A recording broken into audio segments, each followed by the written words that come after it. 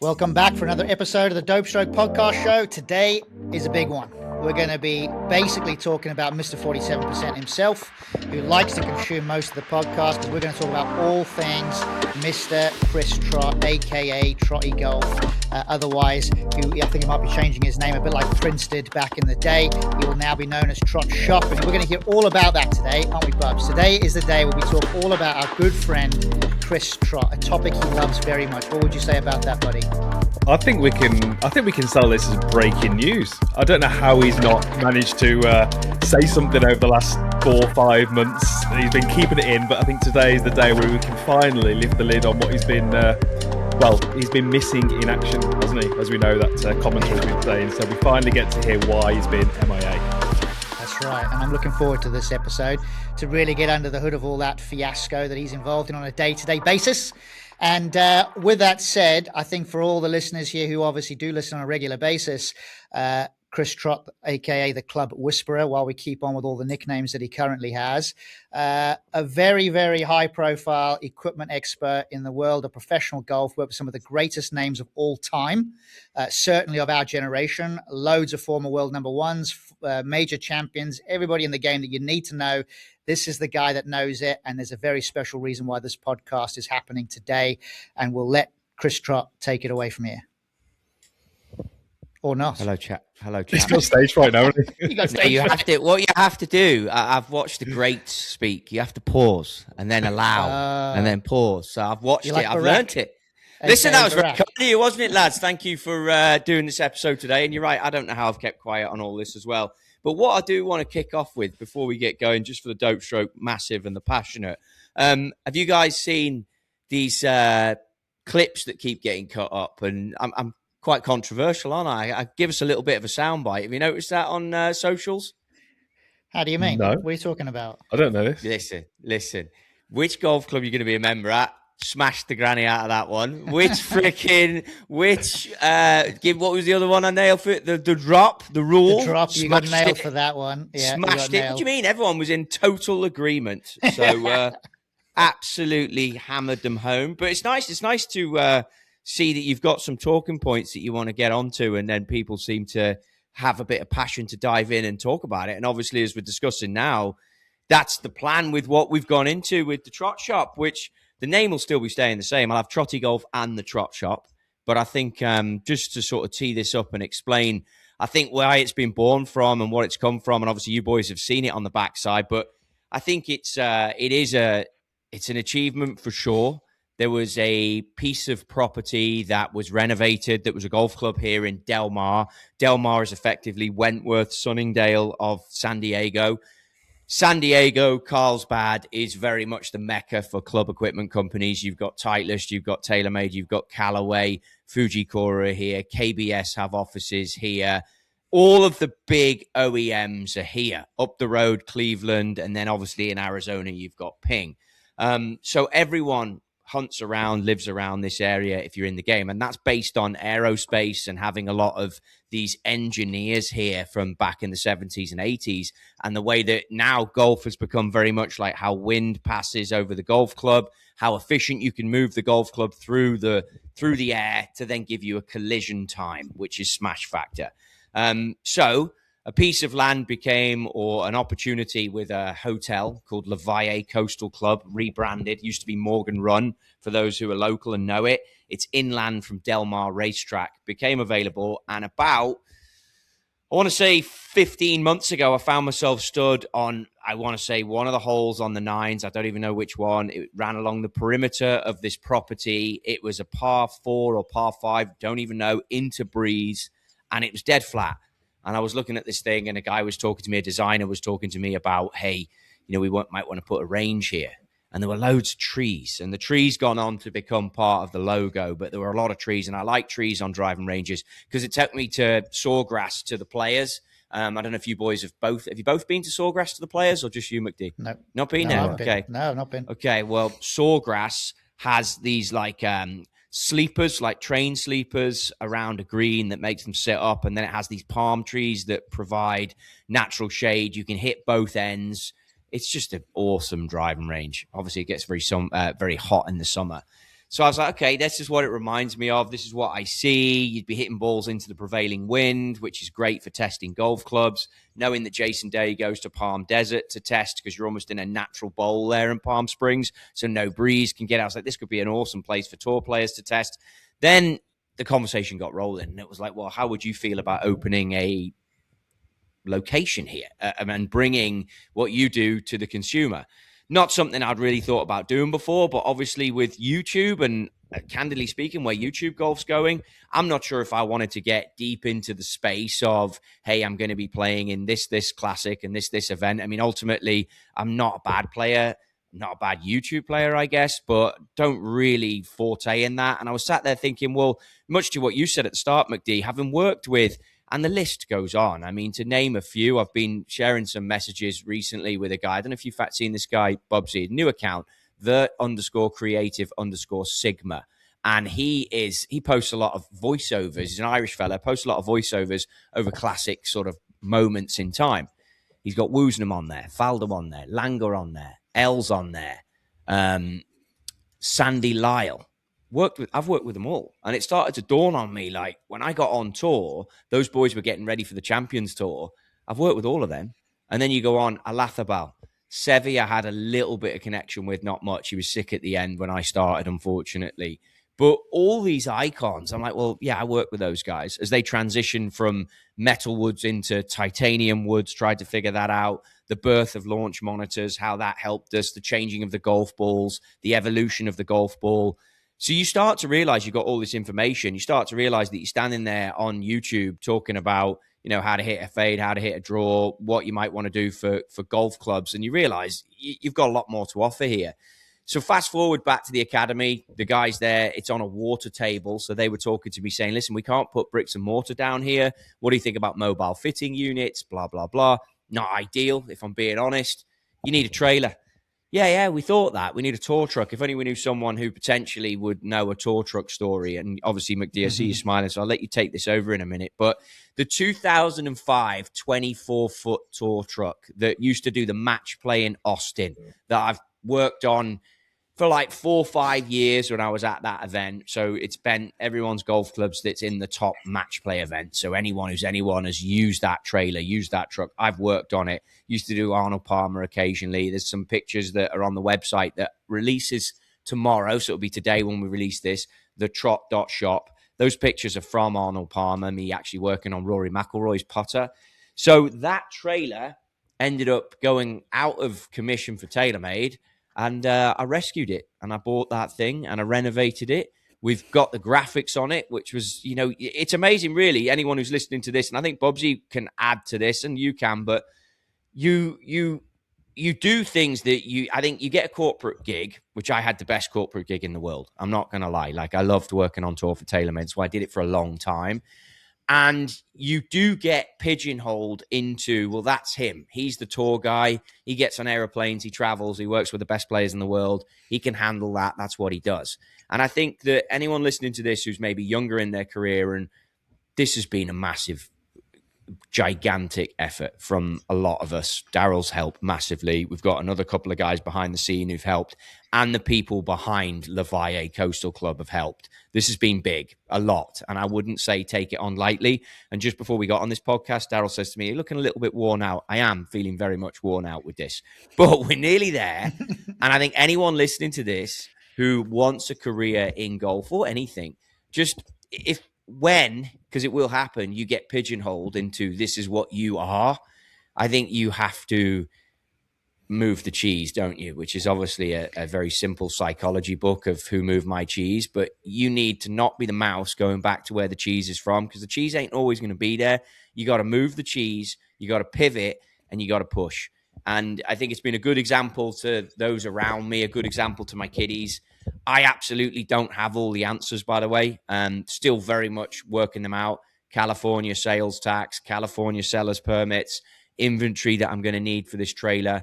But before I hand it over, the 10,000 foot, and we'll talk about it a lot more, is I am bringing tour fitting to the consumer. You will hit off turf into the breeze where we can see the spin rates. It will be data driven by the launch monitors.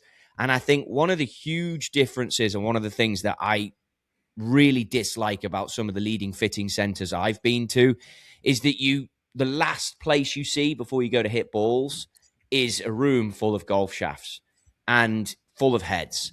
And I just think it's really intimidating. And I think when you know the truth about golf clubs and when you know the truth about getting players into the right profile of club for their game, you can do it with a very small, selected amount of components. Now, I am not saying that you have to use these components, but what I will be as bold to say, and I don't care if this gets cut up and put as a social post for us to smash it again, if you can't use the components that I am going to carry at the Trott shop, then you shouldn't be playing golf, because I got every single thing covered. High ball flight, low ball flight, left ball flight, right ball flight. I got you. Different weight, different feel, different grips. I got you. But it's been a lot.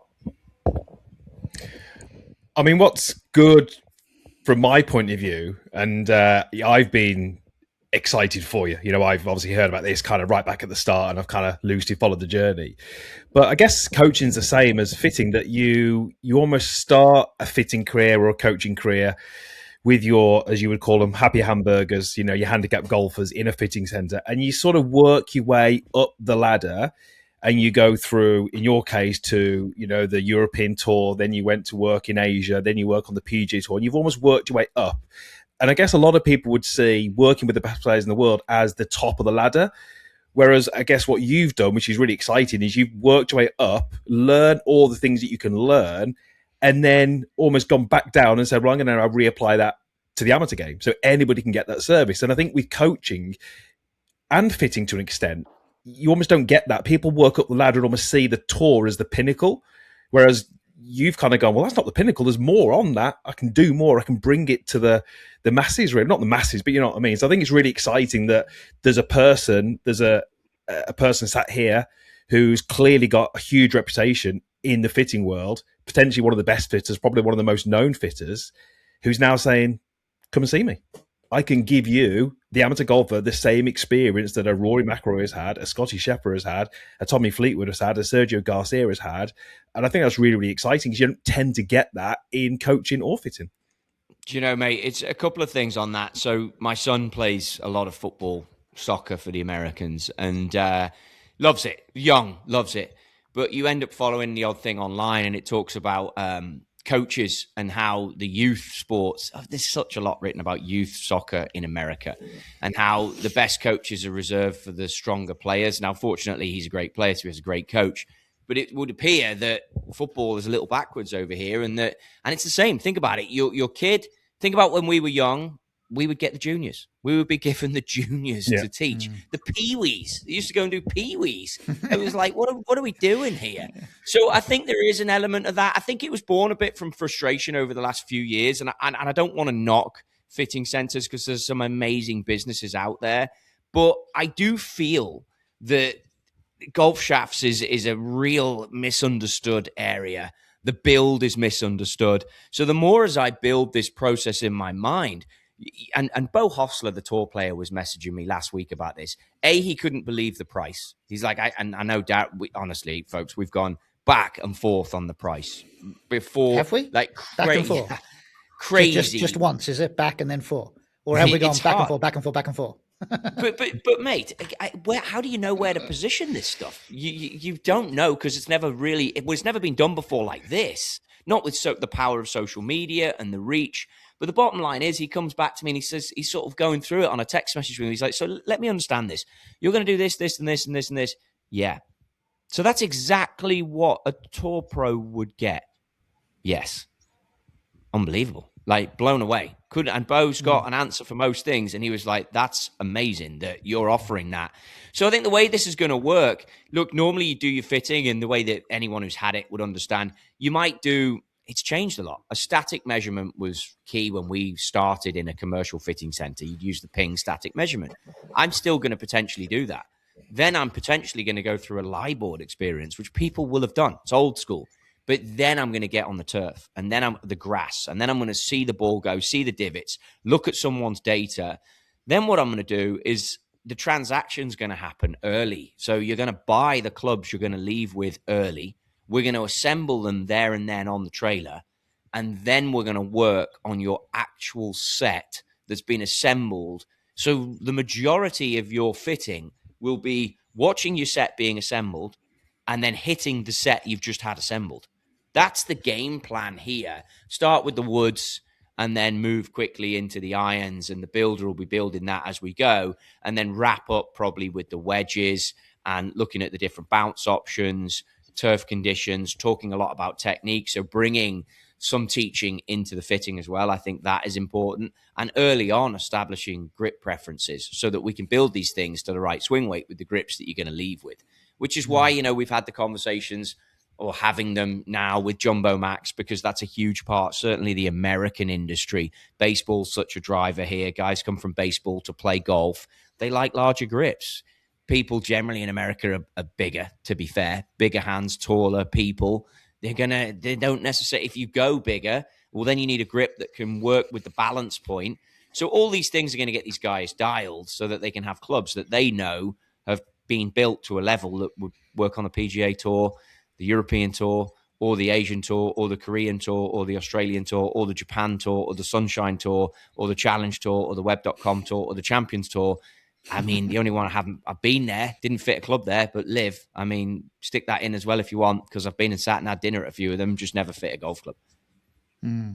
So the bit that I'm quite intrigued about this whole process is actually, and I think this LPGA. Let's not forget the LPGA. I've done that too. Is it the profits, bro? Is the profit? How did you know? That's what you're interested in. Well, data's data, right? And that is the point. Actually, it's all about the data. So I think the differentiator is the data, and the data that needs to be sort of collated in advance. Like I love the idea, and Trott, I'd like you to expand on this for the people that are listening. But it's really looking at the baseline of a player's game. Like how integral is looking at that baseline set of data to this fitting process, as opposed to, maybe you've flown in from New York or something like that. You've gone from the plane straight to the range. You might be a little bit stiff, a little bit, flight adjusted, shall we say. Like, how important is understanding the data from their average game to getting the most out of their fitting experience with you? So crucial. And I'm gonna talk a little bit about the strategy that we've had and the journey we've had to this point. And I'm going to mention some names and some companies now that were integral to this. And as you go through this stuff, you have to pivot. And this is going to be a little conversation about how we have pivoted to have this set up to how we want it. So if someone comes to me with data, or they come to me, if it was one of Chris Ryan's clients, I know I could call Chris, and I'll be able to do this with a lot of recognized coaches around the world, and get some feedback from Chris before that player turns up. And I know that Chris is going to be able to tell me, well, look, he hits a pull cut, he's down 3, hits it out the heel, left 3, which are all things that coaches, it's calling out data. These are the tendencies. This is the target that usually they choose. This is where the round will come unraveled. This is where I need work with. And this is where I need you to set these clubs up so that we can take them on the next 3-month journey. That's great. Now, not everyone has Chris Ryan coaching them. If Chris Ryan was to call me up, I know I'd get an in-depth rundown of what's going on, as I would from some other coaches that I know and are trusted. So then you get to a point where it's like, you got to send me some data. Now, data, there's 3 platforms that I've been using, and I'm going to cover some of the past for us here, but Clipped was one of them. And the whole point with Clipped was that, and I was a huge fan, they were going to be a big part of this academy. And I'll get to the pivot story there in a minute, but their former CEO, Piers Parnell, huge believer in Trotty Golf. And I'll eternally be grateful for that. And we built a vision that was going to take on onboarding people onto Clipped. You would put your data into Clipped, which is labor intensive, by the way. But if you do put your data into one of these platforms, data in equals data out. And it can very much tell you what to work on for your golf game and how to set up your golf clubs. With that, Clipped and went a different direction, some changes. So then we have Scott Fawcett on the channel. Those that have been listening to the Dope Stroke, what an amount of knowledge that guy has. And he runs Decade Golf. So I've then gone through the test period with Decade Golf. Phenomenal data platform. phenomenal. I mean, you maybe need to be a slightly higher golf IQ to understand that platform. It's not as user friendly. But in terms of the education that Scott can give you as a golfer to improve from maybe a 2 to a scratch to a +2, a +2 to a +4, a +4 to a tour player, unbelievable. Now, that data, when searching through it, can reveal many things about gaps in a player's game. And then recently, I've started working again just to make sure I'm covering all the bases here with a company called Draw More Circles, and to see how that reveals. And I'd say that's kind of a go-between of the two so far. I'm only 5 or 6 rounds deep because I've been busy with this and not playing much golf. But I think Decade is your high level. Strokes gained is the barometer that it goes off. And it very much reveals areas of your game that need work, which then you can find them in the golf bag, in the golf equipment, which if you've come from New York to California and you're not feeling great and you want this fitting, well, we can lean on the data to point us in the right direction and also prepare to have all these components in before you arrive, which is crucial, so that you can then do this system and process to the best of our ability to make you play great. I think Clipped was very user-friendly. I don't know the direction they're going in now. I think it's a lot more college golf, so maybe they're off the scene. I don't know. And then Draw More Circles. I'm new to it. It seems quite user-friendly, so it all depends how you learn. But definitely Decade has been very deep, very thorough, which the more thorough the information, the better. So if you do, like someone sent me some launch monitor numbers ahead of their fitting already. The booking system's only gone out to the mailing list and there's already bookings in, but somebody sent me the launch monitor data. And from that, I can tell so much. I need to ask a few questions about what was your intent when you came to hit this golf shot, but I can tell so much from what I see. Then we can manipulate the golf clubs to work with what you need to do in order to set you up the best way for success. So yeah, I think data is a huge part of this. The tour players fortunately have the luxury that people capture their data for them. Now it's as good as you put into these products that you get out, and then I can obviously pivot and make a set of golf clubs for you off of what I see. So back when we were at the Belfry, we kind of started there and there was a bit of a shed as a driving range and some outdoor bays. And then the Ryder Cup happened. Then post Ryder Cup, we had the PGA National Golf Academy built. We had some fitting rooms established, which were pretty impressive. I think back then, you're looking at kind of 2001, 2002, there wasn't really many fitting centres in the UK and probably not many around Europe. So that was one of the first. And obviously since then, club fitting has gone on and there's more venues and most club pros now are going to offer some kind of fitting service. I don't know the exact details of what you're going to do, Trotty, but I do know that it's going to be very, very different to what that experience is like now in the UK. So there's probably going to be people listening to this now in the UK, in America, hearing that you are doing fittings, and they're going to be going, I've already had my clubs fitted. I went to Golf Galaxy. I mean, we're not even on the same page, are we? It's a completely different process, isn't it, to what you would get as a commercial fitting to what you're offering. Just talk a little bit about that and how, because there will be people saying, yeah, my clubs are fitted. They're not, are they? No, I mean, obviously there's levels in everything. There was a video that went out with Rory McIlroy, working with Grant Horvat recently, and he was talking about wedges and the way he flights them and the spin rates he get. And it just made me realize there's so many levels, because Grant is a great player, but Rory is just like, obviously, arguably, I know the data doesn't say it, but he's for world number one currently, if you could take a live snapshot potentially. But yeah, it's a good point. It's a good question. And I think the problem with all these fitting centers around the world, and 90% of them, space is obviously an issue. This is the only reason I went with Levaille Coastal Club, because I got 340 yards into the breeze and I can see the ball land at 340 if you can hit it that far. Into the breeze is crucial. Premium golf balls is crucial. Grass is crucial. Seeing the ball fly is crucial. Hitting off a level area with a target that's set up like a range. And by the way, if I need to see you hit left to right down breeze, I can take you on the golf course as well, because I've got access to that too, providing I can obviously move around the members and make sure we don't cause too much disruption to day-to-day life. But so if I can just jump in there, there was like 5 things you said then. Premium balls, see the ball fly into the wind, and straight away I'm thinking 90% of the fitting centres you go to the UK, you wouldn't have any of those 5. You'd be using range balls. You wouldn't see the ball flight. You certainly wouldn't see it land, and you wouldn't be able to control the wind direction.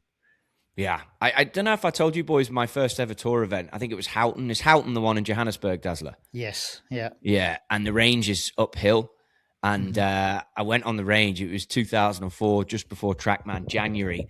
And I fit everyone into a 10.5. Because Joburg's at altitude, isn't it? Yeah. So I fit everyone into a 10.5. And I was sort of getting away with it because of the altitude. But the range was uphill. So then everyone came back at lunchtime and were like, who's this twat here? And I was like, yeah. So by the end of the first day, I had no 9.5s left because I'd fit everyone up here. And they didn't give me the 10.5s back because we were in South Africa. So I'd lost everything. So all the South African boys had got 2 drivers. And my boss comes up to me and goes, what are you doing here? And I was like, well, it's uphill. And he's like, we did think the golf course changes. And I was like, guess not. Learned quick then, lad. I was like, we needed to get rid of these drivers. He said, yeah, over 3 weeks. I was like, oh, shit. Okay. Sorry, mate. But no, look, I mean, you know, you go into, it's interesting because I've obviously spoken at PJ Tour Superstore, Golf Galaxy seminars, trained at them. And that was also a driving point. Like a lot of the questions coming in, I was like, oh, this is like, how am I here talking to 500 people? I should just open my own place because I don't like the way that this is being done. And then, you know, you hit guys hitting off rubber tees, that impacts things. Guys are hitting off mats, that impacts things. They're just going off the computer and they're not interacting with the player. They haven't called the coach or even know if this guy's got any data. They don't know what the goals are. They don't know what the ailments are. They're just going through it. And I was like, this is just a rinse and repeat. This is not a tour fitting. It would be a bit like, you know, you take your car and you know, you've got a Toyota, perfect, a Ford, whatever, and you take your car to the Ford garage and they run the maintenance check on it. Then all of a sudden, let's say you're in Le Mans and you've got a Ford that's running Le Mans or a Toyota that's running Le Mans. I don't even know if those two brands do. But do you think the team that repair and make the car run for the 24-hour endurance race are the same guys that are doing the car at your local Encinitas dealership? No, that ain't the way that this works. And that ultimately is what we're bringing. I will have a builder on site. It'll be me initially, so I'll be doing a lot of the heavy lifting at the start because it needs to be of a certain level. So the bottom line is, if you want to guarantee me, I'd suggest you get booking early would be my recommendation. But then going from there, we've had some requests for people wanting to learn the process. We're talking about opening a training course as well as to what I would fit for and why I would do it and things I would see, educate on that. And then I'm aware that simulator golf, being so close with full swing simulators, is a big deal. I think there's potential I'd love to tackle the remote fitting world as well. And these conversations that we're having here, if we could have them with people, look at their data and then maybe make some suggestions and then go from there. But I think, you know, I take it back to an experience I had with Brooks Koepka. Bell Reeve, when he won the PGA, beat Tiger down the last few, and that driver cracked. And this was like a moment for me that I've referred to a few times. I had a similar one with Harrington and a cracked driver who was at the peak of his powers at the time. When players of that level crack a driver, there is no conversation, and it's emergency. Like, I've got to get sorted. There's no conversation about me drifting off into different shafts, different heads, different lofts. It's like, dude, I've got to get this one trusted brand, one trusted grip, one trusted shaft, and one trusted technician rep to build this club the way I want it. And I think that's what I want people to experience, that each golf club needs to be built the right way to maximize what you need. Just because you think seven woods are the hot thing at the moment, which, by the way, I absolutely am on that train, they might not be for you.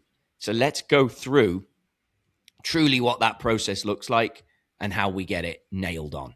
That's the intent here, and that would be a mechanic at Le Mans, getting it right. And if things change in the 24-hour race, then the mechanic pivots and makes it work. And that's what we do. I think the interesting thing is that fitting dynamic and process. And I'm just rewinding the clock from my brief time out on tour. And some of the best fittings I've done have been as short as 2 minutes long and as long as 2 months long. And I guess what I like about this particular process, and you can expand a bit more, Trotty, is, when people are are coming to see you. They're coming for a tour experience. So it's not a scheduling of time per se. I know time is always an element of everything, but they're coming to get the job done. So the most important measurement of success here is they leave with a set of clubs that is absolutely dialed in for them. And that could take an hour, it could take 4 hours, whatever it takes. That's the journey that each customer goes through. What would you add to that maybe I'm missing? I think you have to trust the process. I had a conversation 2 weeks ago with a guy. He's a left-hander. I get it, difficult. Trying to figure out the top end of his bag, talking about like 225 to 250 or 200 to 225. So testing golf clubs is tough for him. But the bottom line is like you have to trust the process. And he was talking between a rescue, a driving iron, a 7-wood, a 9-wood. And I think if you just hold on a minute and realize, if you just wait, and then we look at this the right way and we break down the data in front of us, then you can nail this on. Whereas if you just keep hitting balls or you just keep talking and you just don't look at it from an actual realistic way, this is not a driving competition. You're not coming to the academy to just blast balls as hard as you can. And I've seen that happen before. If you're doing that, go down the road and go and hit in a net and see how you get on, because they're going to help you more than I am, because that's what you want. But if you want to learn about your golf clubs and what a squad of golf clubs should look like, why tour players travel with 17 clubs, why they might use 2 putters, why they might carry a mini driver. If you want to learn that to then make you better equipped to play better golf, then this is the place. And then as for the follow-up, I'm just thinking about Bubsy's question earlier about, hey, I got my clubs done here, then why do I need? Because you got to stay on top of this stuff. And you might get a trip to the UK or a trip to Bandon Dunes, or you're going to go and play links golf somewhere, or the sand changes at the course you're at, or the bunker faces change. Just come see us. We'll get you dialed. We can figure out all those things. It's almost like a doctor's appointment. If you get in with the Trott shop, I think we may end up producing something where we become your annual trip to check up what you've got. Like, that could be a new thing that we add in as this thing moves to 2027, 2028 and beyond. But the location is the ticket. The hotel is the ticket, being on site. And to your point, not rushing through this and understanding you're not going to be hitting 1,000 balls. We're just going to get you dialed. That is what your day is about. Now, if you want to stay and hit balls at the academy once you finish, go for it. Knock yourself out. But, the session is about working on your clubs and getting it right. I'm not, like I said at the start, I'm excited for you, mate, because I don't think there's no one in your space who's doing what you're doing in terms of social media presence, having the background of working with the best players in the world, and then bringing that to the public. So I'm excited for you, mate. I think it's great. I think for someone to have this opportunity is incredible. And then to hear that you're going to support them from then on. So it's not just a kind of, off you go, see you later, take your cash and be done. I think it's incredible. I think it's really, really exciting. And, I've learned a lot, even just coming out to see the players and you talking about how flat it was and how the wind was going to pick up at 10:30 and how that was super important. There's a lot of factors which I didn't really appreciate went into fitting. And I just think you've learned so much along the way to be able to take all that knowledge and then to offer that to anyone who wants to book in is super exciting, really. When do you actually get going? I know the booking system's open, but... So we're scheduling the first fittings on the 7th of May. But the truth is, I think people see this and realize it's a commitment to a trip. So the first bookings, no one's actually so far on our mailing list, those first few days, aren't full yet, which is good because I might run into some issues with inventory. Like the trailer can't get delivered until 7 days' time. So it gets delivered on property next week. Bottom line is, if you want to get in on the 7th of May, I'll get you in. But that is the first day that we open up officially, and then we will go from there. But bookings have come in a little later in May because I think people realize, wow, I want to be part of this. But I put a video out on YouTube it goes out tomorrow. Goes out to time it with the launch of the Trott shop. And I was watching the edit yesterday, and it's Rory talking about the premium time to get fitted and like when you're playing well. So I'd suggest if some people can try and time it, that don't have a month at work that's horrendous and then dive in, play a bit of golf and then come and see me and let's work through this, take our time, get you in the right situation. I had a really nice booking already, which I'm sure they won't mind me talking about. There was a police officer that used to work the playoffs out on the PGA Tour on the East Coast in Boston. And it was on Jason Day, would have been world number one or around then. This guy, I ended up with his phone number and we stayed in touch, a text message every now and again. Every time we go to Boston, we'd see him. He would be responsible for Jason Day, responsible for the TaylorMade relationship. And, you just put the police officers that get to work these events are just brilliant. They're great and they're generally golfers. So it's awesome. His son has just been accepted to Clemson, which is a huge university over here. And as a graduation from high school gift and as a gift for his son, he's booked him an appointment at the Trott shop, which is phenomenal to realize like that this father, son, and the mom are sharing this journey in golf. And now I'm going to get to play a small part in that. That's pretty special, to be fair. When you think about everything you've done with these major winners, with Tiger, with Rory, Scotty, everything you've done with Dustin, like it just go on and on and on and on and on. It's been a brilliant thing for sure. But then to do full circle and realize that there's a young man coming who's going to university, it's a huge milestone in the parent's life. They've bought this as a graduation gift and they're coming to spend time at the venue that we've created is, that's phenomenal. That's a different feeling that I'd not had before. But with it, and maybe this is why I've been successful, shall I allow myself to say that to this point? But I recognize the responsibility that comes with that, Chris. Like I gotta make sure this guy has, as every customer has the premium experience, because this is a big deal. And this will be talked about hopefully for the rest of his life. So let's do this the right way. This is the first of its kind. Yes, there's a social media presence and an element to it, but you know what? This guy needs to get dialed and he needs to feel like he's leaving there like a tour player. And that with that comes a responsibility. As much as fitting Brooks Koepka on a Wednesday morning at Belle Reve for a driver that needs to go out and win the USPGA was and is a responsibility, I've done that. Martin Keimer, we're going to win the PGA. I've done that. Involvement in Rosie's club's going to win the US Open. I've done that. So, like, now what are you going to do? I mean, people are parting with money that's hard to earn, and it's on you to make sure these guys are in the right gear and they have a great experience. So, welcome to the show. Let's go, Trotty. Well, I think the experience side of it, I really think it's going to be mega. So you walk in as a consumer, you go down the range, it's going to look like a tour tee box. You got, flanked with a tour truck at the back. You're going to have the way that the balls are laid out, even the bay dividers, everything is just going to be so on point that you're going to feel like you're at a tour event. And I think that experience in itself is definitely magnetic, I'd like to think. And then as they then get through the experience with you and the fitting exercise, I just think this is literally, it is a one of a kind experience I've not seen anywhere else in the world. And, I'd like to think that I've traveled to most parts now and I've not seen anything like this. So it's a really cool opportunity. Good to see that the booking system is now open. At the minute, just correct me if I'm wrong, Troy, obviously at the time of this podcast being filmed, it's only available on the mailing list, right? People can only access that until this time tomorrow. Is that what we're looking at?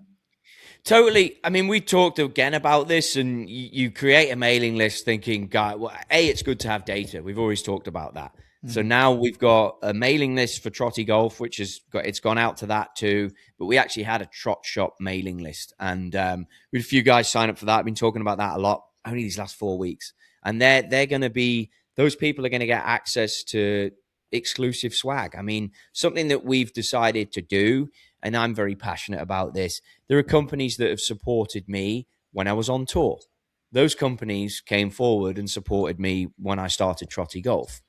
Now is an opportunity to use those companies and repay them. So I recognize that. And that was maybe the disappointment in the data partners that I had in the past. And now it's a case of, okay, well, anyone that I've partnered up with Trotty Golf or on tour over the years who were brilliant with me, now it's a case of, here's a chance to allow them the opportunity to be part of this, to grow again, and to return what support they've given me for the consumers to understand how great these companies are and why I use these products. And it's, I think people are quick to slate, oh, well, you do this, you do that, and that's it. No, no, no, no, no, no, no, no, no. You don't understand.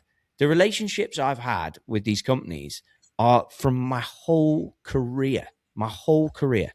Like Kenny Perry and KBS Tour Iron Shafts, when he won the playoff in the Masters years ago, that put KBS on the map. I was around and fitting those golf clubs then. So it's like, you can't sit here and just say, oh, well, you've picked random brands. No, I haven't. I've picked brands that have shown me support. And by the way, when it's most needed, I've gone to the trailer at TaylorMade and grabbed these parts because I trust them. So if I can make them work for, I don't know, take your pick in the world top 100, and they go out and have success with them, then I'm pretty sure I can make them work for whoever stood in front of me. I think the OG social media people, I'd kind of put myself in that category, and I know you're probably in that category. I think and Dazzler's definitely been an influence in this, but you start out with all the right intentions. You play in the long game.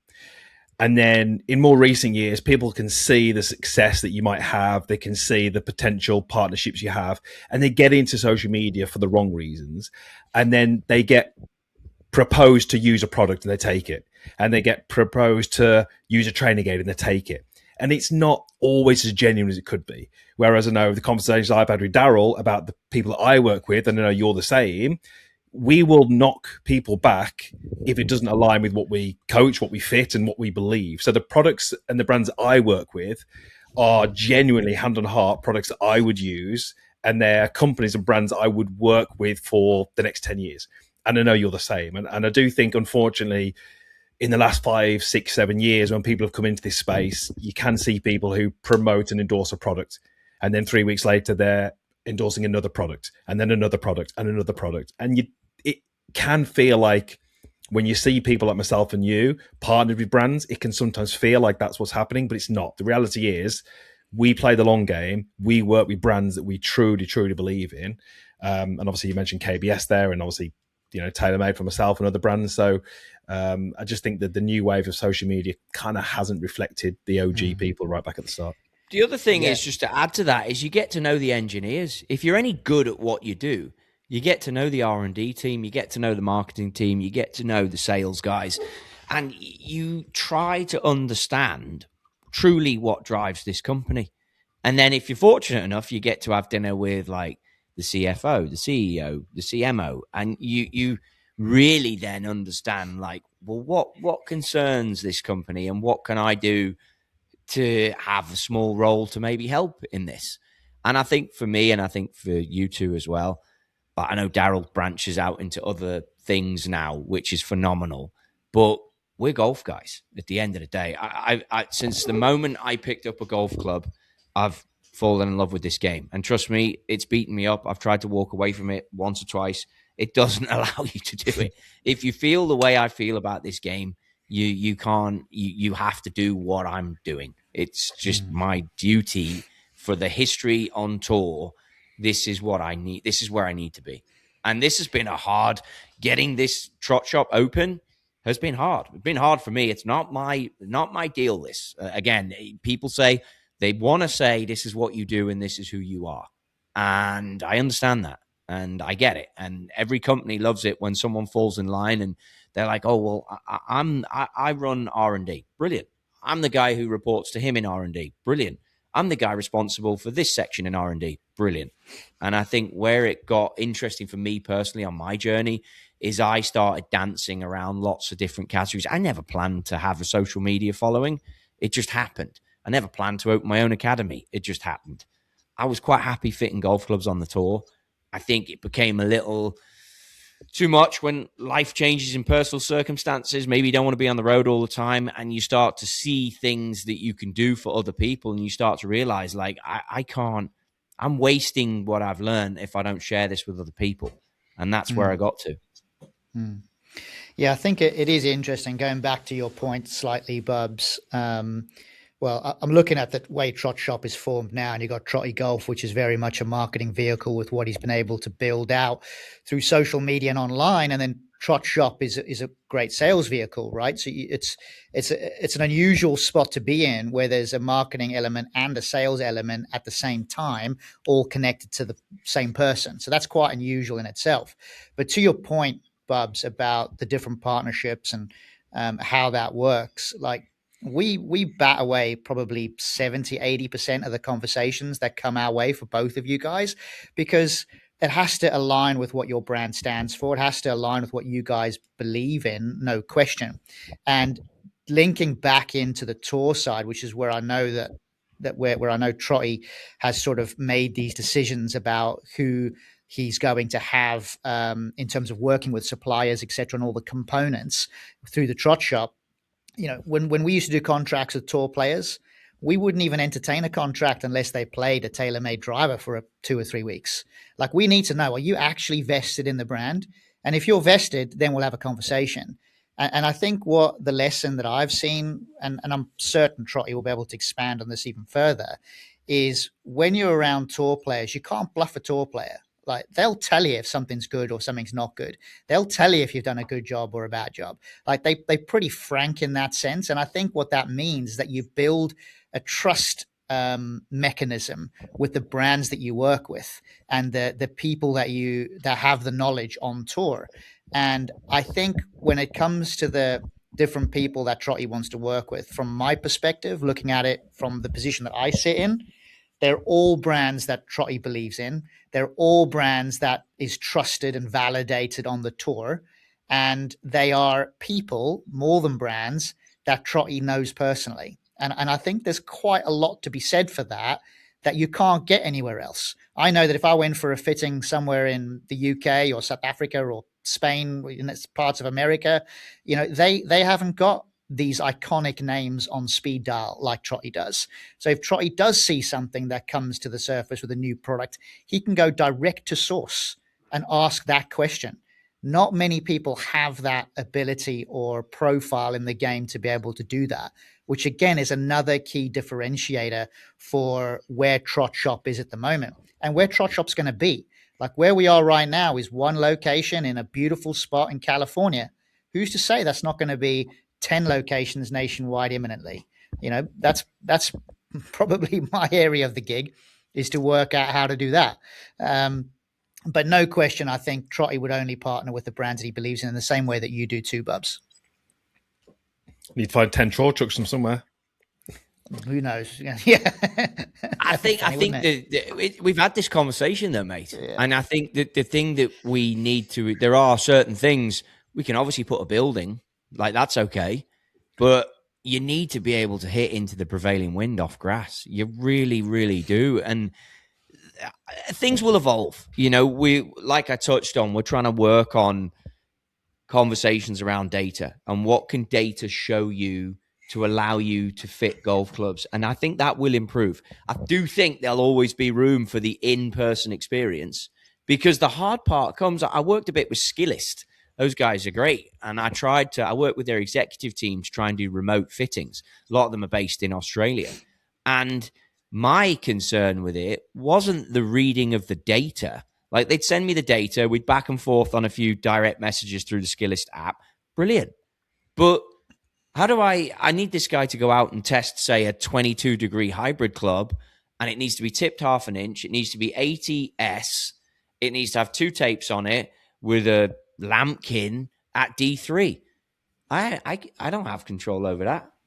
I don't know where he's going to get that from. So what do? Ship it to him and then hope he ships it back? It's like that was more the issue with the remote stuff for me.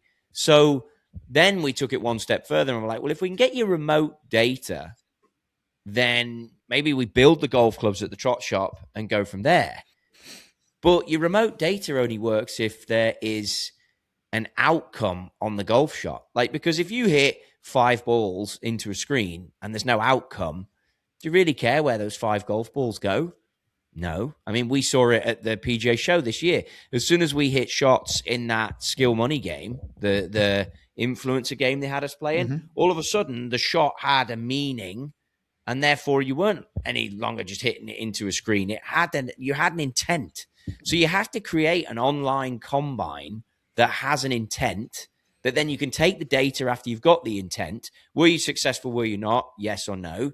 And then you read the data. Then you can decide what that individual's done. Then you maybe send them a message. Then you can send them something, because you can get pretty close, I think, then. So I think there's ways to do it, and that will evolve. But ultimately, the in-person experience is always going to win in this game. There's definitely a market for remote stuff. I mean, I do online coaching, and if anyone reaches out to me and asks about online coaching, my message is always the same. Like, the in-person stuff, you can't replace that. But there's people now that I give online coaching to who have purchased HackMotion, who send me that data, who've got a launch monitor, who send me that data. And once you've got that data, it becomes more valuable and you can do a lot more. And I agree with you that it's never quite at the same level.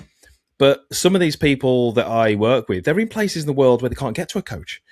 And so whilst I do agree that the in-person stuff is always better, I do think that a remote option with, let's say, yourself would be better than going to a dodgy fitting center down the road where the guy's not bothered, he's on commission and he's just watching you hit balls and going, yeah, here's that one.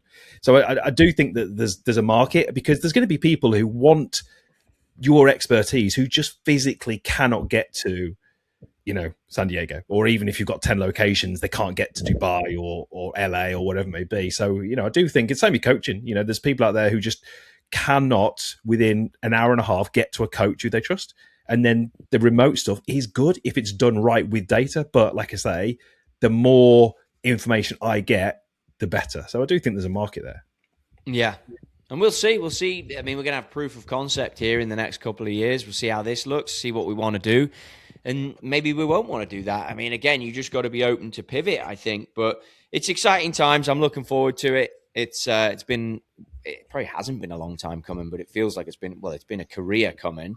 But the actual, since the first sort of digger moved in to move earth at this place, it's not been that long, really. I mean, maybe 15 months, 12, 13 months. And here we go. It's opening next week. So I'm stoked. Looking forward to it. Too late? Is it too late to make those greens bigger? He's talking about wedge greens. Bubsy came out to see. We put an ASU wedge ladder, which is a Phil Mickelson type wedge ladder. I think Mickelson famously said that he has one in his backyard, and in his peak, I think he was hitting like north of 500 balls, wedges a day on a wedge ladder.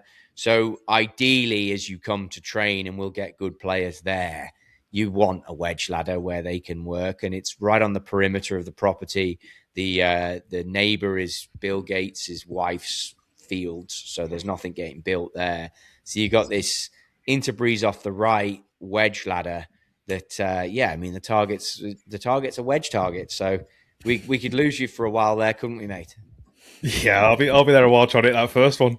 They look like chipping greens to me more than wedge ladders. Great. And so I guess this is a new thing for you, Trotty, with taking on this kind of venture. Like, what would you say overall has been, I guess, the one thing that sort of kept you up at night? Like, what's the one thing that you're really hoping that the end user gets to experience, that you're not worried about necessarily, but you've really noodled through and you've really wanted to try and get it right? I think the only thing now is just making sure the customer journey is right. And I think that will be nailed on in these first 3 weeks.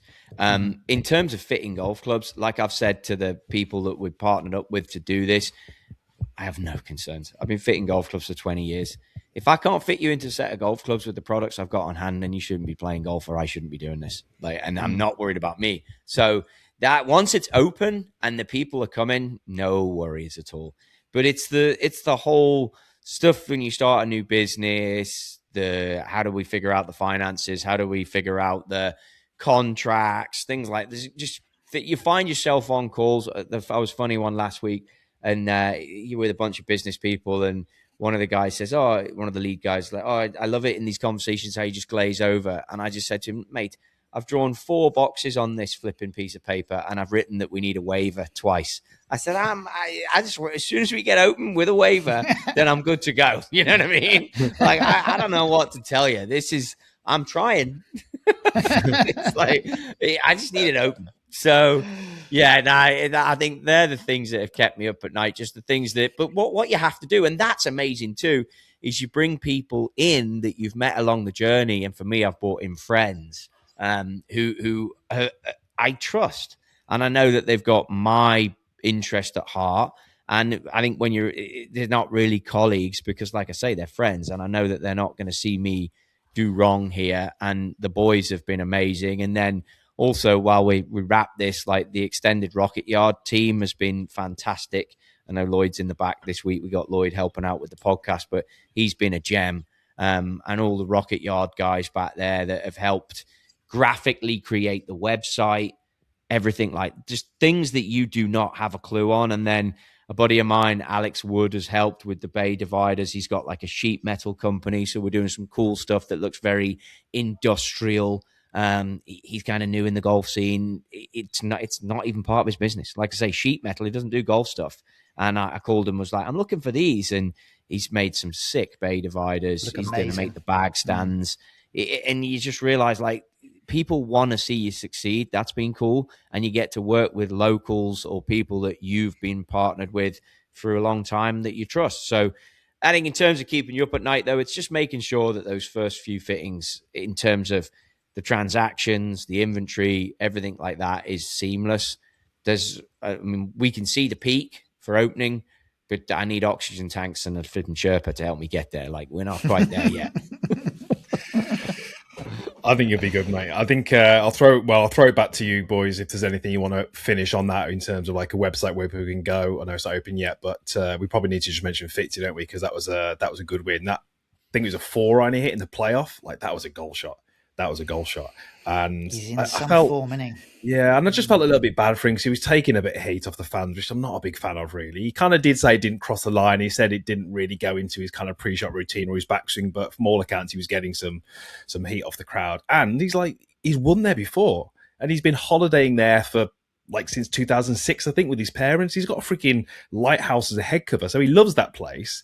They should have, I think, appreciated a little bit of that and how kind of invested he is in that golf course and that event. They probably should have supported him a little bit more. But yeah, I mean, to step up and hit that shot in the playoff against Scotty, impressive. And I'm sticking by my point, Trotty. He's better than Paul Casey. That's a massive shout. That is a massive shout. I think he is. He's won a major. He's won some big events. Well, I think the major maybe and the USAM crosses that I'd have to agree with you, but it's a big shout that you just casually threw it out there and caught me off guard with that. But yeah, look, I think data, you have to look at data, and data ultimately rules it, and he's a data fiend, and yeah, the data would point that you're right. I think you're right, but you know, if you get those player awards, don't you? And I'm pretty sure Casey would have won the player choice many years when he was out there doing his thing in his 20s. But look, I do go with you. Fitzy, fantastic. And another thing I want to mention while we're here, which I don't think would be on you guys' radar, but a friend of mine who came to see me a couple of years ago, I'd never really met him before. He was part of Good, a guy called Mason Green. Don't know if you guys have seen him, like 190 ball speed, phenomenal golfer. Came to the Kingdom, requested to see me and get a fitting. And we went through this fitting at the Kingdom, and I think I underplayed it at the time. He brought his dad with him. He was a cracking bloke. And I think his brother came as well, or someone. We were chatting away, and we ended up going for lunch. And there was a conversation about, like, well, where do you think Mason's at? And I was like, where do I think Mason's at? Like, oh boy, I think I've just witnessed one of the best ball strike. Like, he's better than Martin Keimer. And they were like, what? And I was like, yeah, I worked with Martin for a long time. World number one. Amazing.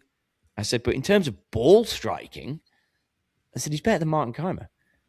And I realized that it was maybe somewhat of like I was part of a bit of an intervention to sort of say to this guy, who I think he's 26, like, dude, you got to freaking pull your finger out and get this done, because he'd had a few bad injuries through college.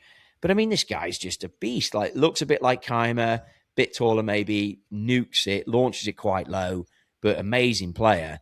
But didn't have what Martin, like, let's talk about what Martin had, like the discipline, the way he carries himself, the whole structure to his performance, the belief. And I think that I'm not saying I was part of this, but there were some candid conversations, which I know how to do around great players. And I saw this week that he texted me actually, but he won down on the Latin America tour. He got his card and he just won an event down there, which obviously will take care of some exemptions and progress him up the ladder. But I mean, I was just stoked for him. So it's a good week for Mason Green. It's a good week for Fitzy, and it's a good week for the Trott Shop. So I think it's nice to see these guys coming through, and obviously see the younger guys coming to you to want a bit of a kick for inspiration. And hell, I'll give it you, because if you hit it as good as Mason Green does, then I'm quite happy to say, even on this podcast, like, this is a name that we should watch, as long as he just keeps himself together and keeps pushing for what he wants. He's got the game. I mean, the kid's making 6-7 birdies a round. So just figure out the mistakes. Scott Fawcett decade, get on that. And that will tell you how to manage that ability and talent. And you'll be absolutely fine. Mm-hmm. Excellent. All right. And I guess let's put a bow on this, shall we? I think, Trotty, you should be the man to close it up, given this has been actually double 47%. I'd say a solid 96% belongs to you today, Trotty, and rightly so on this occasion. So strategically, when you came to me about the dope stroke, the Trott Shop was the only reason I said I'd agree to do it, because I knew I'd capture the viral moments. Are you out now? Are you quitting? Yeah. I'm in the dope stroke now. So you go to the Trott.shop is the website, which is an interesting one. We looked at thetrottshop.com, and some old geezer had it, and then it said we could hunt him down and find him, and I was like, boys, I ain't hunting anyone down. Like, let's just change the name. Thetrott.shop is the website. Get on there, take a look at Lloyd's beautiful work and Sinead from Rocket Yard Sports and see what they've created. The structures are all in there. You can blame me for the pricing being a little bit more economical. Daryl wanted to charge $1 million to see me. We haven't charged that. But get into the booking systems, fill as much of the questionnaires out as you can. I may even give you a call in the run-in to before we see you. But look, we want to see you. It's in Del Mar, California. There's a hotel attached. There's 3 nines at La Valle Coastal Club. All the details are on the website, and you can come and experience a fitting with myself. We'll have a technician in there building your clubs and a trailer that's worked with every man and his dog over the years. It's going to be great. And hopefully we'll see Chris Ryan out there soon to be filming some more content, bringing a golf school maybe. That's all in discussion. And Big D is always welcome. So that's where you can find the Trott.shop. And as for the dope stroke, usual places, right, McD? You can put a bow on that. I never remember where you go. I can tell Chris wants to say something though. He's burning with a gag, I can tell. No, it's not a gag. It's just that when I went out there, obviously you were out there at the same time, Doz, but you weren't at La Valle. And I was doing some filming, and I would just be super excited to get this guy in and look at my clubs, because he walks over, looks in my golf bag, and then 10 minutes later, it just reeled off all the things that he would do: change my shafts, grips, length, lie. So I was like super pumped to get in a fitting. So I do want to get back out there. I do want to have that experience, and if I do, I'll report back on it. Fantastic. And Lloyd's done the admin, so we've got a brand new email address. Actually, just got it today. info@thetrott.shop. And then Dope Stroke is an easy one. hello@dopestroke.com. So there you go, folks. I'll put the bow on it. McD, Bubsy, legends. I look forward to next week. Be another week closer. I'm actually sighting the truck next week, so we can talk about that as well. Like, we won't do another full Trott Shop episode, but the truck is being delivered next week, so I can tell you all about that. Live updates. Love it. Let's do it. See you all next week. This is it. It's real grass. It's the tour experience coming straight to you, to the brand new Trott Shop, and be one of the first customers through the door. Get into that link to get access to our fantastic facility. We're going to have a tour trailer on site with a builder ready to build your golf clubs the same day. We're offering some of the most premium brands that I've used on the tour for the last 20 years, and we're going to go through the fitting process with you. You will leave here with no stone unturned about the 14 clubs that you choose to play week in, week out at your home course. So come and book, be one of the first customers at the Trott Shop. There's going to be exclusive swag for you, exclusive pricing, and we can't wait to see you. It's been a long time coming, and this is where I'm taking Trotty Golf and the Trott shop. Come along on the journey. Let's see you out here.